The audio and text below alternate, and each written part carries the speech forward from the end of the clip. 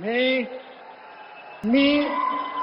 देवेंद्र सरिता गंगाधरराव फडणवीस ईश्वर साक्ष शपथ घेतो की कायद्याद्वारे स्थापित झाले आहे अशा भारताच्या संविधानाबद्दल मी खरी श्रद्धा व निष्ठा बाळगेन।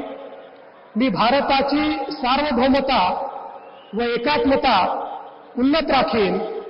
मी महाराष्ट्र राज्याचा मुख्यमंत्री म्हणून माझी कामे निष्ठापूर्वक व सत्सद विवेक बुद्धीने पार पाडेन आणि संविधान व कायदा यानुसार सर्व तऱ्हेच्या लोकांना मी निर्भयपणे व निपक्षपातीपणे तसेच कोणाच्याही विषयी ममत्व भाव किंवा आकस न बाळगता न्याय वागणूक देईन।